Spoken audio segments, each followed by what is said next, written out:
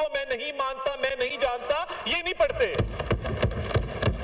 تو یہ سورہ فاتحہ بھی پڑھتے ہیں تو اس کی سلیکٹو آیات پڑھتے ہیں, یہ جالب کا کلام بھی پڑھتے ہیں تو اس کے سلیکٹو مصرے پڑھتے ہیں. یہ جب فسطائیت کی بات بھی کرتے ہیں تو جو ان کے ذہن کے مطابق فسطائیت ہے اس کی بات کرتے ہیں. میں نے سمجھا کہ جب یہ کہہ رہے ہیں کہ صبح بے نور کو اور ایسے دستور کو, مجھے یہ گمان آیا کہ غالباً مینار پاکستان کے سائے کے تلے اس ریفرینڈم کے جلسے کے اندر خان صاحب نے یہ فرمایا ہوگا اس وقت کے حکمران کو کہ ایسے دستور کو صبح بے نور کو میں نہیں مانتا میں نہیں جانتا. وہ بھی نہیں نکلا کیونکہ یہ پولنگ ایجنٹ تھے, یہ صف اول کی سپاہی تھے, اس فسطائیت کو تو قبول کیا. مگر آج جب یہ پارلیمان ہائیسٹ ادارہ اس ملک کا ایک لیگل سٹریٹجی کے تحت, ایک مشاورت کے تحت, ایک سیاسی عمل کے تحت ایک کانسٹیٹیوشنل امینڈمنٹ کرنے جا رہا ہے, وہ ان کو چبھ رہی ہے. اس وقت کا ریفرینڈم ان کو نہیں چبھا تھا, اس کو انہوں نے قبول بھی کیا تھا اور وہاں پولنگ ایجنٹ بن کے کھڑے بھی ہوئے تھے. یہ selective morality, selective justice, double standards, دوہرا معیار, اس کے علاوہ ان کی سیاست ہے کیا؟ اور اسی کرسی پر بیٹھ کے جناب چیئر, ہم اس سائیڈ پر بیٹھے تھے, قاسم خان سوری نے پوری دنیا کے سامنے آئین کو توڑا, آئین کو پامال کیا, پارلیمنٹ کو ڈیزالو کیا. اس پہ تو نہیں کہتے کہ ایسے دستور کو صبح بے نور کو میں نہیں مانتا میں نہیں جانتا. اس وقت پوری پارٹی نے, کوئی بات نہیں شاید کھٹک, کوئی بات نہیں بھائی سن لے, حوصلہ. تو یہ سلیکٹو میموری ہے. ہم نے ادھر بہت مجے ہوئے سیاسی ورکر بیٹھے ہیں, یہ شاید کھٹک بیٹھا ہے, یہ گراؤنڈ لیول کا سیاسی ورکر ہے, پالیٹکس شروع کی, اسٹوڈنٹ پالیٹکس ہم بھی دیکھتے رہے ہیں, ہم نے بھی تبھی آغاز کیا تھا, ان کے ساتھ چلے تھے.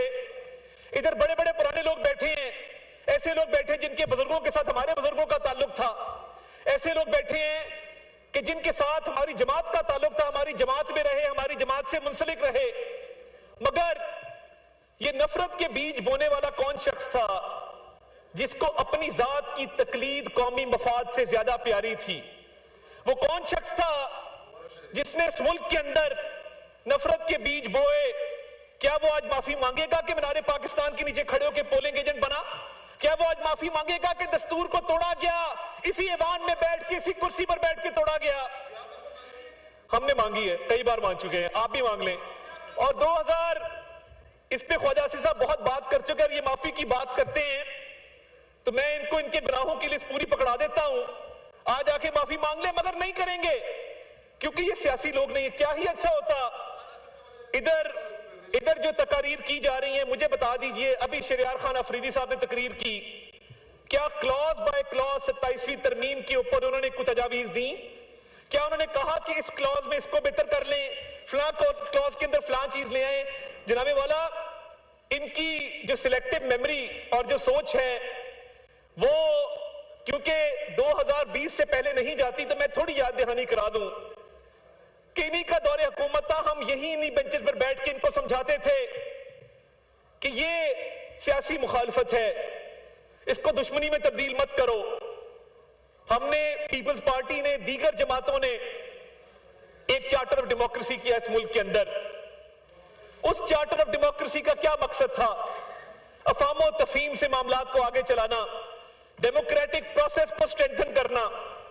انہوں نے جو کام 2017 میں کیا اور جس طریقے سے یہ چور دروازے سے اقتدار میں آئے, آج اس کی بھی معافی ان کو ایوان کے اندر مانگ لینی چاہیے. اور یہ لوگ جنہوں نے اس وقت, آپ فارم 47 کو تو انہوں نے ان کو اپنے منہ سے بات ہی نہیں کرنی چاہیے. میرے پاس ایسے ایسے لوگ یہاں بیٹھے ہیں بینچز کے اوپر کہ جن کو بند کیا گیا, جن کے رزلٹ تو دور کی بات ہے ان کو گھر سے نہیں نکلنے دیا گیا. یہاں پہ وہ لوگ بھی بیٹھے ہیں کہ جن کے پیارے دنیا فانی سے رخصت ہو گئے, ان کے جنازے نہیں اٹھانے دیے گئے. اور میں اس عدالت میں موجود تھا کہ جب شہزاد اکبر کے آرڈر پہ, آج اچھا ان کی پارٹی کے اندر بھی مختلف فیکشن ہیں آج کل. ایک فیکشن ہے جو لیپ ٹاپ لے کے آتی ہے دور اقتدار کے اندر, بھکتتا ذہن قریشی ہے, بھکتتے یہ لوگ ہیں جدھر بیٹھے ہیں, وہ وہیں سے کیمرہ آن کرتے ہیں یوٹیوب کا اور وہاں سے پورا بھاشن جھاڑتے ہیں. وہ ہر دور میں آپ کو کیبنٹ میں بیٹھے نظر آئیں گے, فرنٹ سیٹ پہ بیٹھے نظر آئیں گے, حکمرانوں کے قصیدے پڑھتے نظر آئیں گے، مگر اتنا سا مشکل وقت آتا ہے تو سب سے پہلی فلائٹ جو پاکستان میں جاتی ہے اس کی سیٹ 1A کے اوپر وہ براجمان ہوتے ہیں۔ آج بھی وہ بیٹھ کے اداروں کی تصدیق کرتے ہیں، کس ایجنڈے پہ کرتے ہیں؟ اور یہ ان کی پارٹی کی پالیسی ہے گڈ کاپ بیڈ کاپ کھیلنا۔ ادھر کچھ لوگ بیٹھ کے سیاسی عمل کی بات کریں گے اور یوٹیوب کے کیمرے والے جو مختلف ممالک کے اندر مقیم ہیں وہ اداروں کے اوپر حملہ کریں گے۔ آج تک آپ نے سنا محمود خان اچکزئی صاحب کو، مجھے بڑا دکھ ہوا کہ 27ویں ترمیم میں انہوں نے کابل کی بات کی، اور دیکھیے یہ ایک نئی روایت چل پڑی ہے کہ بات ایسی کرو جو افغانستان کے اندر ہیڈ لائن بنے، جو انڈیا کے اندر ہیڈ لائن بنے۔ تو آج اتنا سینئر آدمی، اتنا سیزنڈ آدمی، آپ ان کی تقریر کا لب لباب نکالیں تو سوائے کابل کے اس کے اندر دوسری کوئی بات نہیں تھی۔ کیا ہی اچھا ہوتا تھوڑی پڑھائی کر لیتے۔ بیرسٹر گوہر نے کی ہے، انہوں نے پڑھ کے تقریر کی، مگر میں دعوے سے کہتا ہوں کہ جتنے لوگ یہاں سیاسی تقریر کر رہے ہیں، کسی نے پارلیمنٹری سوورنٹی کا سسٹم پڑھا، کسی نے پارلیمنٹری سپریمیسی کا سسٹم پڑھا، کسی نے separation of powers between executive judiciary legislature پڑھا، تو آ کے اس پہ بات کرتے، بتاتے کہ دنیا کے مہذب ممالک کے اندر ایگزیکٹو کا کیا رول ہے، لیجسلیچر کا کیا رول ہے، جوڈیشری کا کیا رول ہے، سیپریشن آف پاور تو ان کے اوپر سے گزر گئی۔ آج آ کے بات کرتے کانسٹیٹیوشنل سپریمیسی کی، بتاتے کہ جی ہم ایک آپ کے لیے ڈاکیومنٹ لے کے آئے ہیں، ہم چاہتے ہیں کہ اس ڈاکیومنٹ کو بھی پڑھا جائے، مگر کیونکہ ویڈیو بنا کر صبح بے نور لکھنا آسان ہے تو یہ آسان رستہ چلا گیا۔ کیا پارلیمانی پارٹی کی جوائنٹ اپوزیشن نے میٹنگ بلائی؟ کیا کہا کہ ہم بیٹھتے ہیں اور ایک ایک شک پہ بات کرتے ہیں؟ وہ نہیں کریں گے۔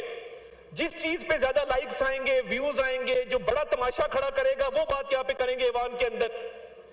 27ویں ترمیم پہ بات چیت آج کی شروع نہیں ہوئی جناب والا، یہ چارٹر آف ڈیموکریسی سے پچھلے 20 سال سے کانسٹیٹیوشنل کورٹس کی بات جاری ہے، اور یہ محمود خان اچکزئی صاحب نے تو دھماکوں کی بات کی۔ کیا آپ کو کبھی نظر آیا کہ ان لوگوں نے وانا کے اندر 500 سٹوڈنٹس کو جو بازیاب کروایا گیا ہے، ریسکیو کیا گیا، اس کی بات کی ہو، اس کو سراہا ہو، اس پر کہا ہو کہ یہ اے پی ایس سے 100 گنا بڑا سانحہ ہو سکتا تھا، مگر اس پہ کبھی تعریف نہیں کریں گے؟ اور آپ کو ان کے لیڈر کے ایکس کے اکاؤنٹ وہ جو بھی چلا رہا ہے، پاکستان کے اندر سے چل رہا ہے، باہر سے چل رہا ہے، لیڈی اینابل گولڈ سمتھ کی وفات پر افسوس نظر آئے گا، لیڈی اینابل گولڈ سمتھ کی وفات کے اوپر آنسو بہائے جائیں گے، مگر میجر عدنان جس نے اپنی جان نچھاور کر دی اپنے ساتھی کو بچاتے ہوئے، اس پہ یہ 2 لفظ نہیں کہیں گے۔ غزہ کے شہیدوں پہ یہ 2 لفظ نہیں کہیں گے، مگر لیڈی اینابل کے اوپر تقریر ضرور کریں گے۔ لیڈی اینابل کی وفات کو انہوں نے اس طرح سوگ منایا جس طرح کوئی قومی سوگ ہوتا ہے۔ تو یہ جو سلیکٹو موریلٹی ہے، آج مذہب کی بات کرتے ہیں ہر چیز کے اندر، تو کیا ان کا یہ حق نہیں بنتا تھا کہ جہاں پہ ان کے لیڈر نے 9 مئی کا حکم دیا اس ملک کے اندر، وہ ریڈ لائنز کراس کی جو ملک کی تاریخ میں کبھی کراس نہیں ہوئی؟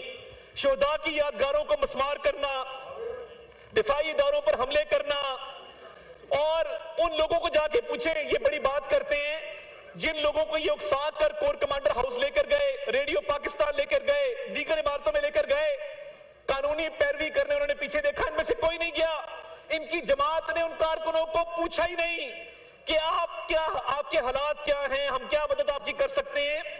تو یہ سیاسی ورکرز کو ڈچ کرنا اور ان کو پہلے ان کے مائنڈز کو پلوٹ کر کے ان کو جرائم پہ اکسانا اپنے سیاسی مقاصد کے لیے، آج بھی کانسٹیٹیوشن کے حوالے سے آپ پوچھیں گے، کیونکہ بل نہیں پڑا، ادھر اس کو ایک شک اگر یہ بتا دیں اس میں کوئی تجویز آئی ہو، کوئی انہوں نے کمیٹی کے اندر آ کے تجاویز دی ہو، یہ پروسیس کا حصہ نہیں بنیں گے، مگر ہاں پولیٹیکل پوائنٹ سکورنگ کے لیے۔ اور یہ ان کا حساب ان لوگوں کا ہے جو ٹریلر میں آ کے فلم دیکھتے ہیں، یعنی وہ ٹریلر سے پہلے کی فلم کا کوئی نہیں پتا کہ ٹریلر سے پہلے بھی کوئی 1.5 گھنٹہ فلم چلی ہے، ٹریلر کے بعد جو ہے وہی ان کو نظر آتا ہے، کیونکہ ان کی مینٹالٹی، ان کی موریلٹی وہ ساری 2022 کے بعد کی ہے۔ اور جناب والا شہریار خان افریدی صاحب نے بڑی اچھی باتیں کی، بڑا انہوں نے یہاں پہ ایک ملک کی سیاست کے اوپر روشنی ڈالی۔ کیا ہی اچھا ہوتا کہ جب اس ملک میں خواتین کو جیلوں میں ڈالنے کا سلسلہ ان کی پارٹی نے شروع کیا تھا، اس پر بھی تھوڑی بات کر لیتے۔ ان کی اس فسطائیت کی رجیم سے پہلے اس ملک کے اندر یہ رواج نہیں تھا کہ ماؤں بہنوں بیٹیوں کو سیاسی انتقام کا نشانہ بنایا جائے. ہمارے معاشرے میں ماں بہن بیٹی کی بڑی عزت ہے, لوگ بڑی قدر کی نگاہ سے دیکھتے ہیں, مگر ان لوگوں نے یہ روایت ڈالی کہ سیاسی انتقام میں اندھے ہو کر اس وقت ہم ان کو سمجھاتے تھے, ادھر بیٹھ کے سمجھاتے تھے کہ یہ وقت کا دھارا ہے, یہ ایک سا نہیں رہتا, جیسی کرنی ویسی بھرنی.